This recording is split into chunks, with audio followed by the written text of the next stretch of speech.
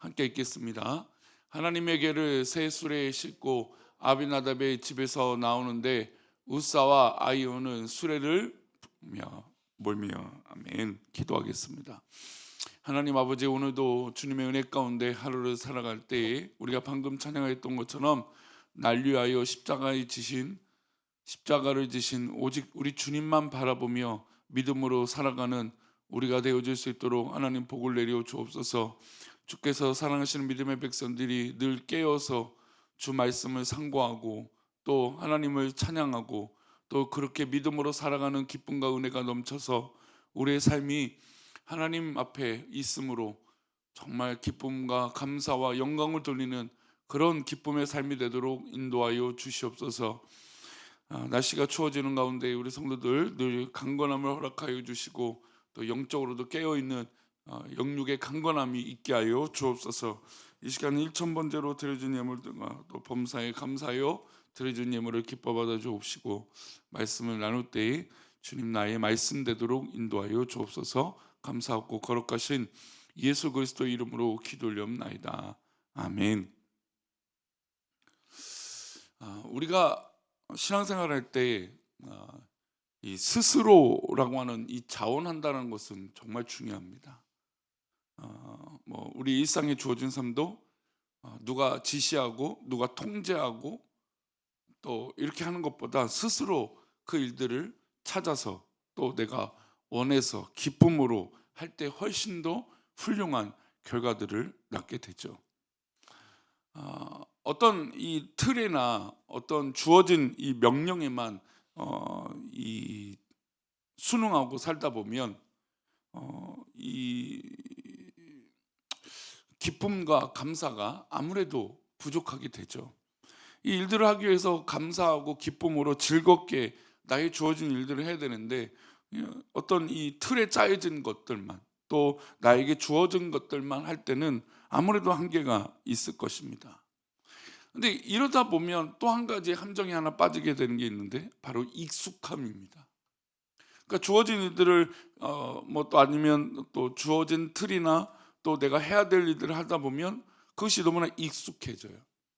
익숙해지다 보면 나도 모르게 새로운 것을 찾거나 그 본질을 잃어버리거나 또 내가 하는 방법들이 익숙하기 때문에 또 다른 시각으로 이 일들을 바라보지 못해서 한계에 봉착할 때가 있어요.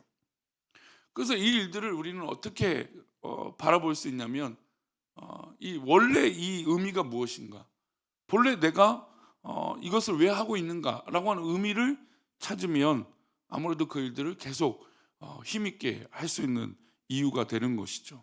그래서 우리 믿음의 사람으로서 말할 때 보통 쓰는 것은 하나님의 부르심입니다. 하나님의 부르심과 그 이유가 분명하면 그 주어진 일들이 아무리 익숙하고 또 아무리 반복되는 일이라도 새롭게 하나님의 은혜를 간구하며 그 본질을 묵상하고 나아갈 수 있는 것이죠. 저는 어렸을 때 이 오늘 본문에 발생되는 이 사건이 참으로 고민이 참 많이 됐어요.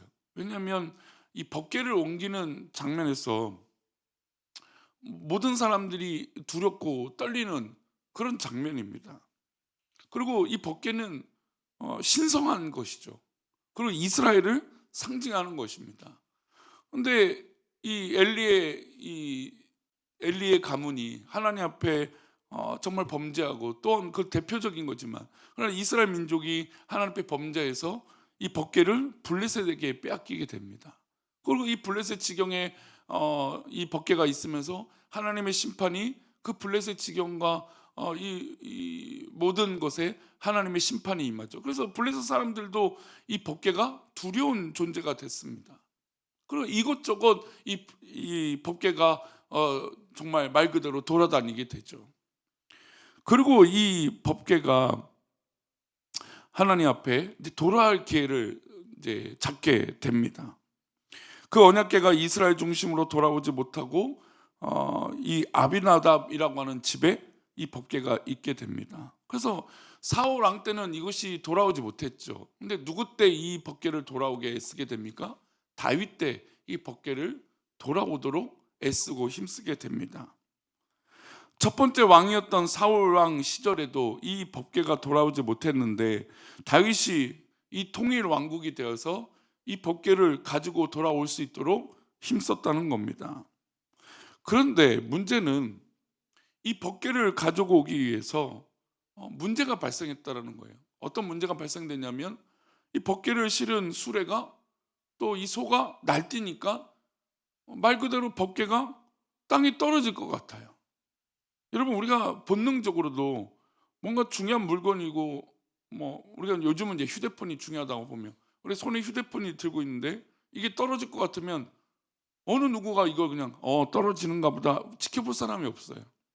당연히 뭐라도 안 깨지게 안 부딪히게 재빠르게 손을 내밀든지 발을 내밀든지 어떤 액션을 움직임을 한다라는 것이죠.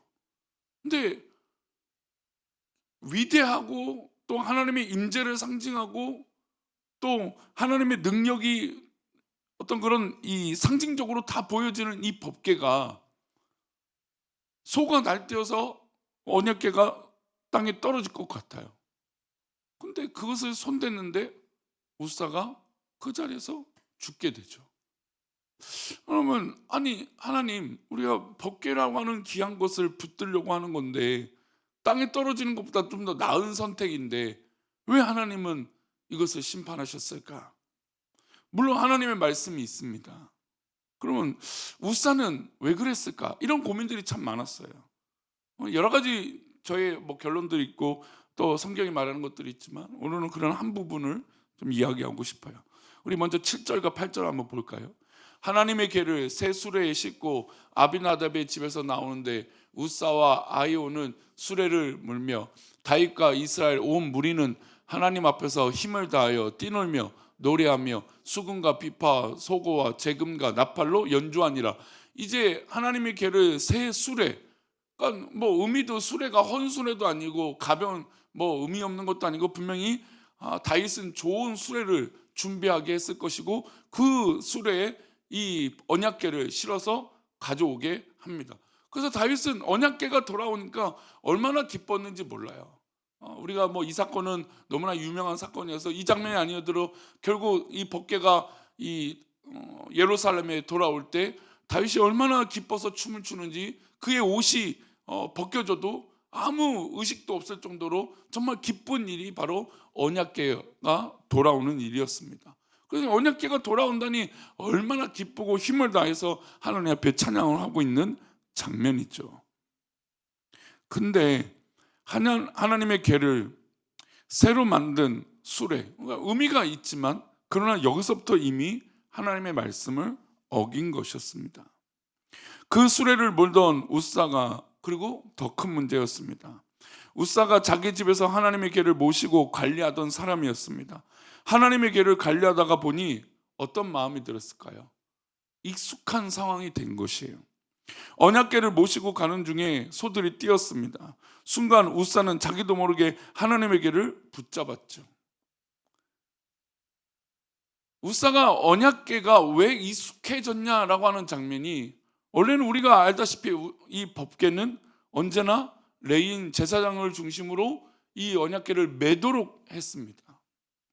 물론 우사는 좋은 새 수레를 준비하고 여러 가지 방법들을 다 했지만 첫 번째로 뭘 어겼습니까? 하나님의 말씀을 어긴 것이죠. 그리고 두 번째, 우사가 이 법궤를 가까이 있게 지내다 보니까 이 마음이 가벼워졌던 거예요. 여러분, 우리가 아무리 비싸고 좋은 물건이 집에 있더라도요, 우리가 이것을 사용하고 또 흔하게 되면 어떻게 됩니까? 그것을 가볍게 여기죠. 최근에 한 유명한 이 개그우먼이라고 하는 유튜버가 있는데 이 유튜버가 강남에 유행하는 어떤 엄마들의 옷을 한번 입었어요. 근데 그 옷이 굉장히 고가의 옷입니다. 쉽게 우리가 구입할 수 없는 옷이죠. 근데 그 개그우먼이 그 옷을 입고 영상을 하나 찍었는데 그 다음부터 그 옷을 중고 이 마켓이나 중고 시장에 막 팔다라는 거예요. 왜냐하면 저 개그우먼이 그 옷을 입고 그 옷의 가치를 떨어뜨렸다는 거예요. 그것을 보고 야, 정말 우리 이 사회가 참 재밌구나.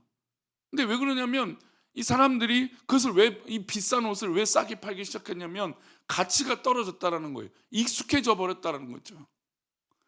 우리가 신앙생활 할 때, 처음 신앙생활 할 때 교회와 믿음과 하나님을 찬양하는 것이 얼마나 귀한지 모릅니다. 근데 어느 순간 익숙해지면 하나님 앞에 찬양하고 예배하는 것이 너무나 가벼워질 때가 있다라는 거죠. 목사도 하나님 말씀을 늘 상고하고 하나님 말씀 앞에 엎드려야 되는데 익숙해지다 보니 하나님 말씀을 귀하게 보지 못하는 것이죠. 그럴 때가 있다라는 거예요. 그러니까 언약궤 자체는 우리가 다 귀하고 하나님 말씀대로 움직여야 된다는 걸 다 아는데 이게 왜 이렇게 됐을까요? 바로 우사가 이 언약궤를 대하는 태도가 이미 익숙해졌다라는 거예요. 하나님 말씀을 지키고 하나님 말씀대로 이것을 행해야 되는데 익숙한 나머지 수레에 싣고 그리고 소가 날뛸 때 어떻게 합니까? 그냥 당연하게 손을 대는 것이 익숙했다는 거예요. 언약궤를 함부로 만져도 안 되는 걸 율법으로 알고 있었을 것이고 그가 분명히 이 언약궤를 메고 가는 것이 하나님 말씀 가운데 지고 메고 가는 것을 알고 있었음에도 불구하고 왜 이런 방법을 선택했을까? 그것이 익숙해졌기 때문에 가벼워졌다는 것이에요. 언약궤를 모시고 가는 중에 소가 말씀드린 대로 뛰었습니다. 근데 우사는 순간 자기도 모르게 하나님의 궤를 붙잡았습니다. 그러니까 왜 이렇게 할 수 있는가라고 하는 문제를 고민하고 또 들여다볼 때 이 우사는 이 언약궤가 너무 가벼워졌다라는 거예요. 하나님의 말씀을 대하는 태도가 가벼워졌다는 것이죠. 우리가 처음 신앙을 갖고 하나님 말씀 붙들 때 어떠한 말씀이라도 그 말씀이 귀하고 복되고 엄중하고 하나님 말씀 어기면 내가 죽을 것 같고 막 그랬던 것이 이제는 신앙생활 하다 보면 아이 뭐 그렇게 해도 돼 라고 하는 편한 방법으로 자기 마음대로 하나님의 말씀을 자기의 마음의 틀에 자기 신앙의 틀에 그 하나님의 말씀을 끼워 맞추기 시작했다는 겁니다. 그래서 신앙의 가장 위험한 요소 중에 하나가 익숙함이에요. 우리가 신앙생활을 5년, 10년, 20년, 30년, 50년 하다 보니 우리가 신앙생활을 하는 이 접근 방법이 너무나 익숙하다라는 거예요. 그런데 거기에 위험한 요소가 있다라는 것이죠. 하나님의 진노가 임해서 우사가 그 자리에서 죽게 됩니다. 9절과 10절입니다. 함께 읽겠습니다. 기돈의 타작마당에 이르러서는 소들이 띠므로 우사가 손을 펴서 궤를 붙들었더니 우사가 손을 펴서 궤를 붙들음으로 말미암아 여호와께서 진노하사 치심에 그가 거기 하나님 앞에서 죽으니라. 제가 어렸을 때 이 본문을 읽을 때 아니 하나님 그래도 이 언약궤를 옮기려고 하고 언약궤를 떨어뜨리지 않으려고 하는 그 마음으로 붙드는 건데 왜 하나님은 이를 죽이십니까? 심판하십니까? 그랬어요. 왜 그런 마음이 들었는가 들여다보면 우리가 때로는 목적지향적인 것 때문에 하나님 말씀을 놓칠 때가 있다는 거예요. 왜냐하면 언약궤가 떨어진다라고 하는 결과는 좋지 않은 일이잖아요. 누구나 그렇게 생각할 거예요. 그러니 어떻게든 그 언약궤를 떨어뜨리지 않기 위해서 대는 것이 손을 대는 것이 맞겠죠. 그러나 이 문제는 처음부터 잘못됐기 때문에 하나님께서 가만히 이것을 들여다보실 수 없었다는 겁니다. 맨 처음부터 하나님 말씀부터 단추가 잘못 끼워져 있기 때문에 하나님께서 진노하실 수밖에 없는 것이에요. 물론 여기서 우리는 그런 질문을 던질 수 있어요. 그러면 땅에 떨어질 때 내버려 둡니까? 언약궤가 그냥 땅에 처박히는 것을 내버려 둡니까? 저 귀한 것을? 그러나 이런 일이 벌어졌을 때 사회적으로도 우리가 그런 일들이 벌어지나요? 어떤 문제가 일어나고 사건이 일어났을 때 우리가 너무나 결과에 집중하다 보면 왜 그렇게 됐는지 알지 못할 때가 있어요. 그러나 그런 일이 벌어질 때 우리는 늘 기억해야 될 건 왜 그런 일이 벌어졌냐. 다시는 그런 일이 벌어지지 않도록 해야 된다. 엊그저께도 어젠가요? 또 이 배가 자초돼서 큰 사고가 날 뻔했습니다. 근데 우리나라는 어떤 기억이 있습니까? 세월호라고 하는 트라우마가 있잖아요. 정말 말도 안 되는 일이 벌어지니까 사람들이 우리도 이제 다 알잖아요. 어떤 이 배에서 사고 나고 하면 배 안에 머무면 안 되고 물론 뭐 이 판단들을 또 선장이나 또 지혜롭게 하겠지만 그러면 어떤 뭐 배가 자초되고 쓰러지고 뭐 이런 일이 벌어지면 바깥에 나와 있는 거 알잖아요. 구명조끼를 입고 또 어떤 게 탈출할 방법들을 알고, 물론 그런 일이 벌어지면 안 되겠지만 우리가 그 방법들을 알고 있습니다. 그런 이 트라우마, 또 그런 경험들이 있다라는 거예요. 그러면 이런 일이 벌어질 때, 왜 이런 일이 벌어졌는가? 이 문제 해결은 하지 않고 자꾸 살고자 하는 결과들에만 우리는 초점이 되어 있다라는 거예요. 그런 사고가 나지 않도록 뭔가 시스템으로, 사회적으로, 또 훈련으로, 제도적으로 보완이 돼야 되는데 그냥 살 방법만 우리는 고민하고 있다는 것이죠.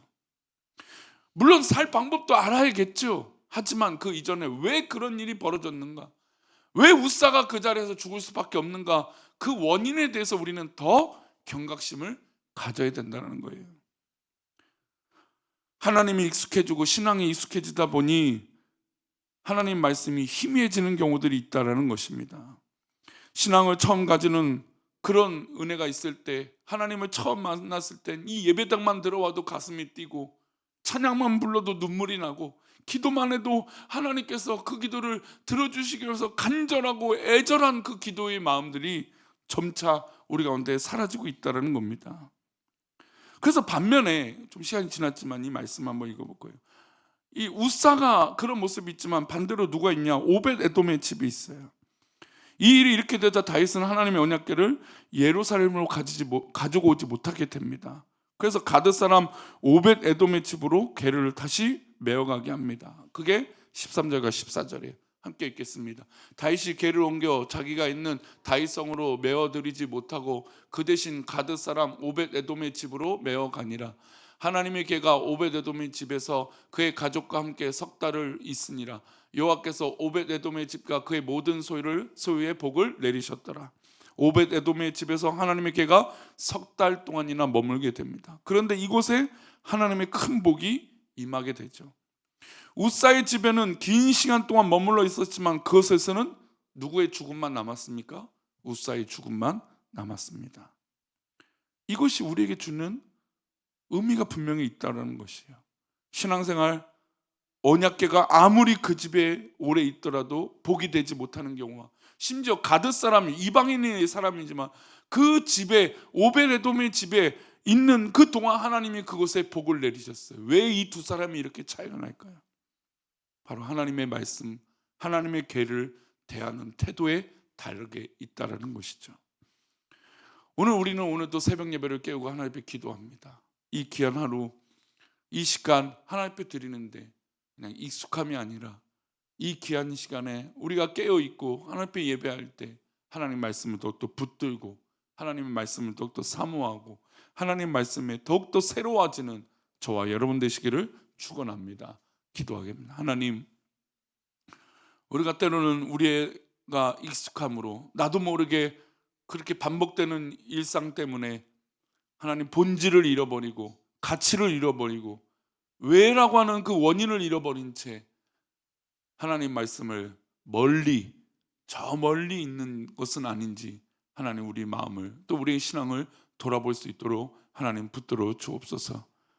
주께서 이렇게 엄중하고 또 우리를 사랑하셔서 죽기까지 사랑하심으로 이 귀한 말씀을 우리에게 허락하시고 저 십자가를 허락하셨는데, 우리가 저 십자가를 바라볼 때 우리의 영혼이 깨어있거나 우리의 심장이 뛰는 것이 아니라 그냥 그렇게 흘러가는 십자가가 아니게 하나님 우리를 도와 주옵소서. 우리가 오늘 하루도 그렇게 하나님 말씀 앞에 사로잡히기를 원하오며 거룩하신 예수 그리스도의 이름으로 기도를 올리옵나이다. 아멘.